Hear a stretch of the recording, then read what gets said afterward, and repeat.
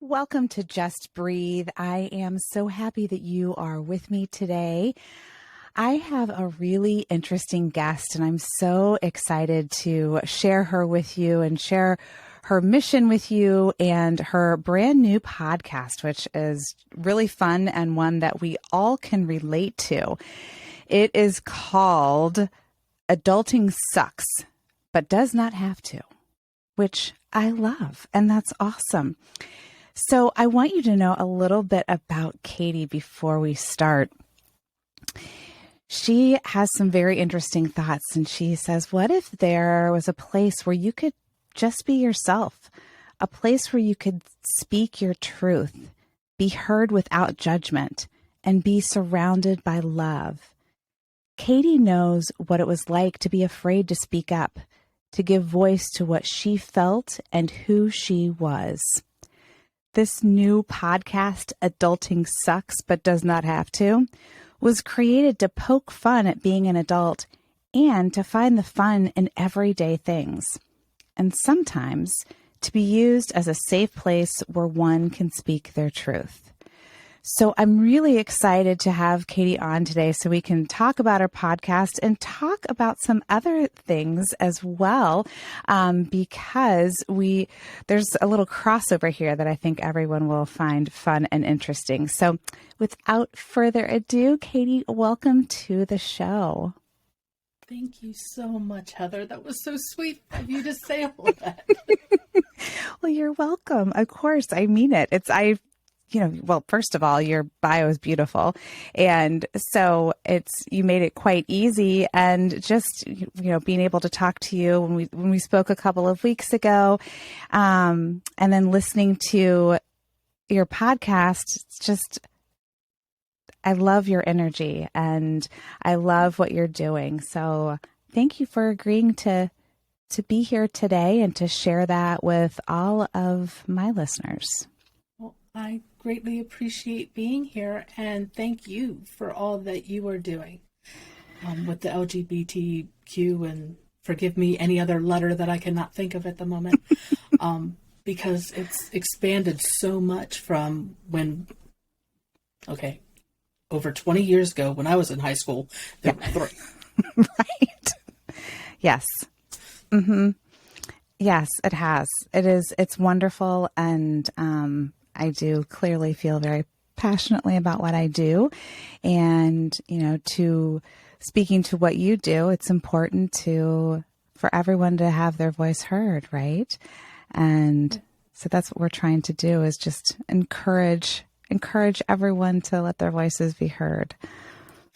That, and also how to listen without that instant knee-jerk reaction to say whatever comes out of your mouth before you have a chance to think. Yeah, that is almost more important, because that's a really hard skill, isn't it? It is a very hard skill. And I know from personal experience, and especially with the best example I can get is when I was in high school, I had 3 friends who came out to their parents. And all 3 were disowned and kicked out of their house while they were still in high school. Oh, gosh. I had several friends who waited till after they were 21 before they told their parents, because they were afraid of the exact same response. Sure. And for me, I'm letter number 3. I'm bisexual. And my mom still doesn't quite understand everything about it, because I've been married for 22 years to my husband. Right. And the fact that part of me is kind of smaller, I'm now speaking up about it and holding space for people who just have things they need to share. Thank you. Thank you for doing that. That took a lot of courage. That takes a lot of courage to do that. It does, but it also feels very freeing. Yes, it does. And knowing that you also have a safe place where someone can express what they feel and feel safe talking about it is also absolutely fabulous. It is. And one of the things that you are doing for everyone is removing the need to have a box, right? To have a specific, I fit right here, right? Yes. And nothing in nature is duplicated. Nothing in nature is perfect. Correct. So why should we all match? We can't. No. And we are the best person for the job to be ourselves because nobody else could do it. I love that. Yes, yes, and yes. And the minute that you begin to step into that, being you, embracing, a friend of mine always says, your you-ness. It's a funny word. It's not really a word. She made it up. But, it makes total sense, right? Because it's like embracing all those things that make you you and loving every single one of them. That's it is the magic. And it is. And it was doing the interview with one of my sisters that we both made the empowering decision that we were going to be unapologetically me.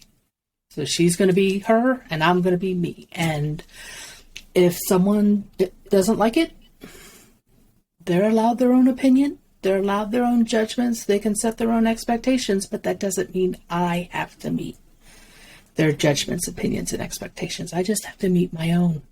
Right. Right. And that right there, I think we could end the interview right there. Okay, we're done because that was beautiful. that is exactly that's what we want. Not only our kids to embrace and to, step into and get used to, but all of us adults, wherever we are in our adulting land, to right, to realize, like, I'm all right. I like me. And it doesn't matter if Joe Schmo down the street or on the other podcast or whatever doesn't like me. That doesn't matter. That's true. And with everything being online now, it is so easy for someone to just take in the negative because the human is naturally negatively biased because that's what the cavemen had to do to keep themselves safe. Right. Because everything had to be a precaution. Mm-hmm.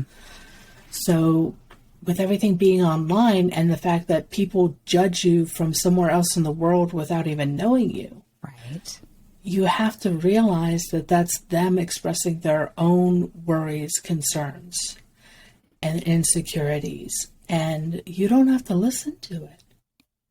No. I mean, and remembering that that's about them, not about you. And it's very hard. It is very hard to do that. It's very hard. It's very hard when it comes at you online. It's even harder when it comes at you from a loved one, a family member, a friend. Because once that trust is broken, even when my friends and their parents reconnected, 2 of the 3 reconnected. The 3rd one still has not heard from his parents, and it's been over 20 years. Okay. But for the 2 that connected, there's still a sense of not quite right, because there is no way to reestablish that trust that they had, that they could talk to their parents without fear of, quote unquote, being voted off the island. Right. Right. Well, it breaks that, in a lot of these cases, the illusion of unconditional love, right? Yes. It cements that, oh, okay, definitely don't understand what that means. And that is a very difficult, I don't want to say impossible because I don't believe anything's impossible, Right. but it is a very difficult thing to reestablish and to repair. It is, but it is possible. And that's why I have my rules of open space and a judgment-free zone, because sometimes you need to know that, okay, what happens in Vegas stays in Vegas. Right. But in this case, whatever's happening in the conversation, take your time to process what it is that they're saying, because you might not know what's going on when you're not in the same room with them. And that goes for parents with their kids too. I don't know what my son does at school. Right. And he's 18. Oh my gosh, prom is this weekend. Oh goodness. So he's graduating this year. And it's like, I've got no idea what's going on in his world other than when he talks to me. Mm-hmm. But he knows that he can talk to me about absolutely anything, and that I am not going to immediately yell, scream, punish him, or whatever. In fact, if anything, I usually make a smart comment to try and make him laugh, because he's so stressed out about, oh my God, what if this is the one thing that's going to cause my mom to freak out? Right. Right. He was had a girlfriend for about 3 years. He came home from school and was really down. I could tell something was wrong. And he said that he had something he had to tell me, but he didn't know how I was going to react. And my first response was, you're home safe. You're not bleeding. You know I love you. Anything else we'll handle. Right. And he goes, Mom, we broke up. Oh. My first thought was, oh my gosh, I remember how devastating that was when I was a teenager. Right. And tried hard not to laugh. So instead of doing what I remember my mom doing about, don't worry, there's plenty of fish in the sea, blah, blah, blah. Right. I looked at him and asked, what can I do?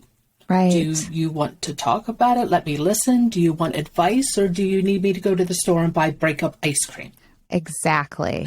Oh, and he just laughed, rolled his eyes, and said, I just need some time. I'll talk to you later. I'm like, okay, let me know if you want the ice cream. I'll go to the store. He's like, whatever, Mom. Right. Oh my gosh. But that was such a gift that you gave him, because you just, all of that stress and all of that, you just removed it. Yeah. Right. So he could just process what he was going through. And he had options on how to process that. Exactly. And that's the one thing that when we are in a state of stress or negative energy, negative thoughts or whatever, we lose sight of options. Mm-hmm. And so just by, showing that there's more than one option helps people get out of a funk. Absolutely. And that's one of the things that I do with the Teen Suicide Prevention Society. Yes, well, that is a very good segue. Thank you. Because I'd like to talk about that a little bit more. Okay. So just a quick, for my listeners, a lot of you have probably listened to the episode with Jackie, and Katie is Jackie's daughter, and she is the co-founder of the Teen Suicide Prevention Society, as well as the assistant director, correct? Yes. Yes. So I would love to know, so much more about this, because, of course, I found the talks that save lives to be so fascinating, and I've shared it with my kids, and just has created some very interesting conversations in our house, which is wonderful. And so I'd love to just hear kind of your thoughts on that. Well, I'll give a little bit of history first. Okay. I'm the oldest of 3 girls, and my mom is Jackie Simmons, and my middle sister, Stephanie, gave a 7-minute talk at a seminar that Jackie was teaching. And in that 7 minutes, Stephanie not only talked about her first suicide attempt at the age of 13, but the several suicide attempts over the next decade or so. So needless to say, Mom's face turned white and tried to process everything while everyone in the room was congratulating Stephanie because of her bravery and that she still finds joy in living every day, even if she does have a suicidal thought that goes through her mind. And she wanted to get those tools into the hands of teenagers before they needed them. Mm-hmm. That talk is what launched the mission. So it's myself, both of my sisters, and my mom who founded the Teen Suicide Prevention Society. And we have a book and that was re-released recently called Make It a Great Day, The Choice is Yours. And it's just a bunch of short stories from people who had a bad day but was able to find the good in it. Love that. And then for anyone who's listened to my mom, Jackie's interview, they know about how she worked on creating the talk that saves lives that naturally works with the teenage brain. Right. Which is absolutely so fascinating. And I found it to be not only make it that much easier to just have conversations because, as we know, you can build something up to be like a big conversation, right? Right. Or you can have just in conversation talking and her approach and her suggestions and what you all are doing really lends to let's just have a conversation. Let's just, and I have used that on all of my kids, give me one reason why you'd stay here. Like the whole building the neural pathways in the brain that yes. do not allow that to, it is extraordinary and it's so phenomenal because every time now they know what I'm doing and they're like, oh, would you knock it off? Yeah, it's always funny when they catch on. Oh yeah. But for me, I use it with, hey, there's this script that I need to practice for my certification to be an advocate for living. Do you mind if I practice with you? Absolutely. Okay. Normally, I'd wait 24 hours and schedule an appointment to do the talk, but I'm going to go ahead and go with it because we're all here now. Right. Which is, have you heard about the rise of teen suicide in the past 2 years? Yes, I have. Do you know anyone who has tried or died? Yes.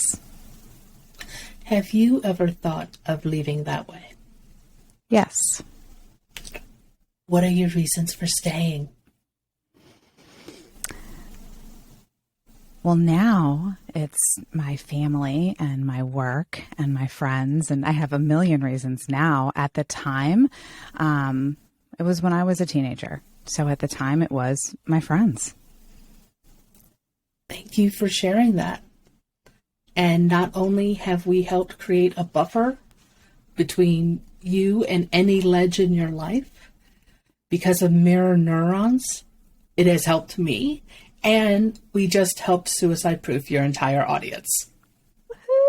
Woohoo! Virtual high five to us. Virtual high five. It's creating evidence showing that you are capable. Right. And even if you say, for example, one of my reasons for staying is because I have not seen a unicorn yet. I love that. And it doesn't matter. One of the other advocates that I worked with, he always said that it's because he didn't have a Lamborghini and hadn't met, I think it was Sharon Stone or something. He's oh my goodness, he's of that age. Generation. Yes. He's of that age.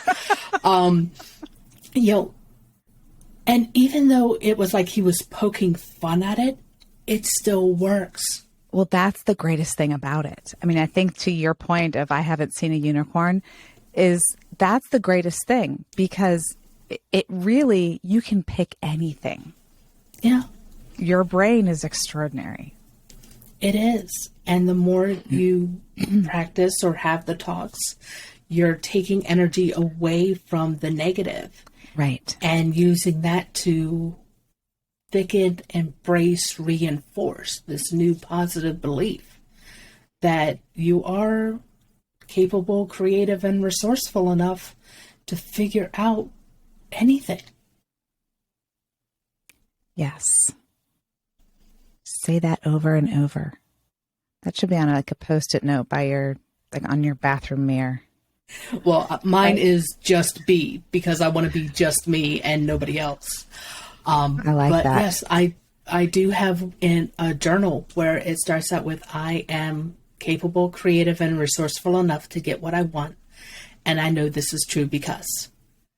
I love that. And then I write down, I try to write 4 a day. I'm not perfect, so I don't always get them down.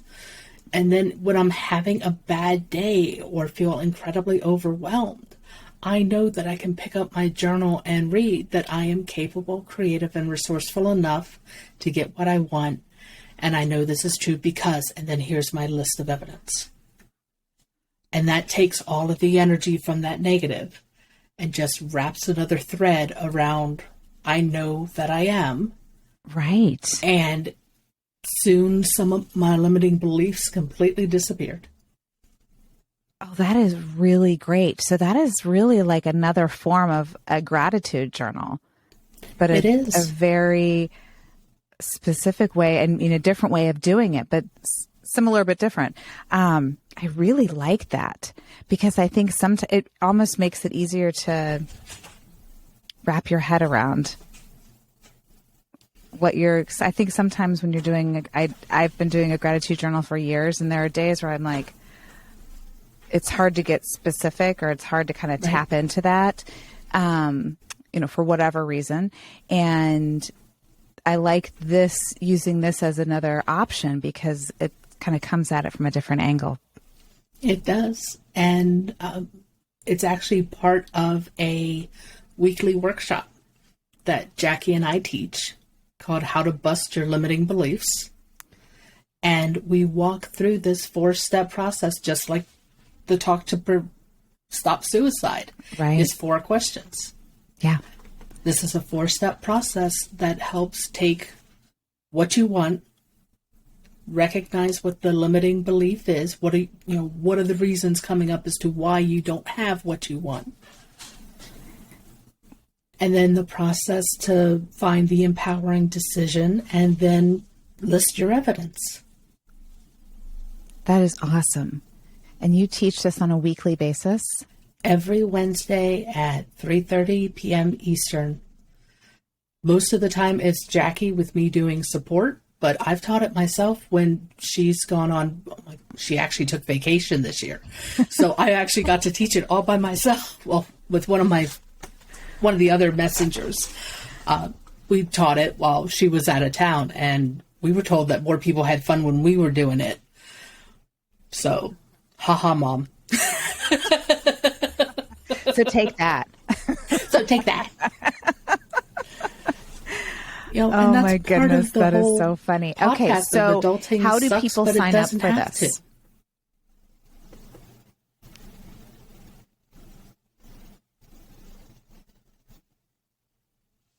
Oops, there we go. You froze for 1 minute. How do people sign up for this? I can get the link for you, so we can put it in the show notes for them. I would love that. Thank you. Because I don't remember what the redirect is for the link for registration, but it's free. It doesn't cost anything. You can come one time and never come back, or you can come every week just for the support as you work through your limiting belief and, find out that you are capable. I love that. That is really great. I love how all of these kind of work together. They weave together. It's really, really phenomenal. And we found that everything that we did for the Teen Suicide Prevention Society helped us realize that we didn't want to be a intervention. You know, looking for signs is looking for trouble. We wanted to be as far upstream as we could to make sure that everybody knew about this, which is why we have the Talks That Save Lives and why we're doing How to Bust Your Limiting Beliefs. That is phenomenal. Everyone needs to have something to help them find the joy in staying every day. Well, absolutely. And, you know, one of the things that I like about the Talks That Save Lives, and this as well, is that it's not for one certain age group. No, we do this with everybody. Yeah. And that's really cool because a lot of times things are very much geared for, you know, teenagers or young adults or Gen Xers. And we had one of the students for Advocates for Living had the conversation with her son when she realized he was having a very, very, very bad day.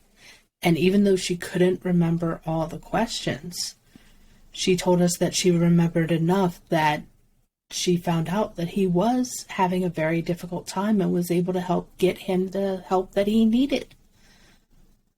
I love that. So we know that it works. Yeah. Yeah. So not just scientifically proven, but evidence proven. Yes. Which is awesome. And that's just another piece of evidence that I have in my list of evidence that I am capable, creative, and resourceful enough to do what I want. Right. Which is to create a safe space for people to speak their message without fear and to listen without judgment and to have a response based on love. And those are the rules of my podcast. And I ask them of my guests and I ask them of my audience. And if you are not willing to abide, then thank you for your time. No hard feelings. Right. Right. Well, it is a lovely place to listen, learn, and it helps build up that I can do this too. I can be like this in the world. This is how I'd like to be in the world. So I think that you are doing just a beautiful service for everyone. And I just really encourage all of my listeners to listen and put this on your list of podcasts to tune into. How often do you publish new episodes? Well, I did have to take a 2-month break because I was helping with several virtual 3-day events back to back. It was a little crazy there for a while. But it is on my list for the next episode to drop at the end of the month. And then it's going to go back to the every other week. Okay. So just breathe every other week, which is awesome. And I will put all places that you can be found in the show notes as well. Well, thank you. People can just add that. But you have some, back episodes as well, so people can get started. Yes. And by the time they get caught up, you'll have some new stuff out there. So, and I would like to include in the show notes the Why Not workbook. Yes. This is the workbook that we created so you can do the talk that saves lives for yourself. Oh, that's so you don't even have to practice with anyone else. It's a free download PDF, and you can just work on. If you don't want to share with anyone else, that's fine. This is still a way that you can get the benefit of it. Thank you so much. That is really powerful. I thank you.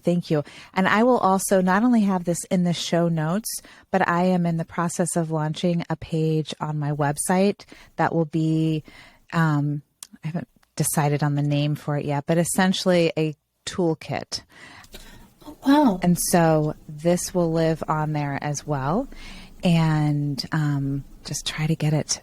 We want to get these things to as many people as possible. So thank you for helping share that. That is fabulous. It's my pleasure. You are doing really important work. And, Yeah, I think that's what we do, is we help each other get our messages out there, right? And connect. And I'm going to get all teary-eyed here. oh, I'm going to poke fun at myself. I'm getting a little teary-eyed here. You're allowed. I cry in almost every episode. It's okay. Your generosity with your time and with helping share this message is breathtaking to me. And it feels very safe to share with you. And I am very grateful for that. And I just wanted to say thank you. Well, you're welcome. Now you're going to make me cry. We can get some ice cream afterwards. Right? Can we have crying ice cream? See, I do the same thing you do. It's a tense or an emotional moment. I'd say something funny. Humor is a beautiful thing. Goodness gracious. Thank you very, very much. That is, what I aim to do and what I try these are very important things to me. So thank you. Thank you. Thank you. That was not very articulate, but I think you know what I mean.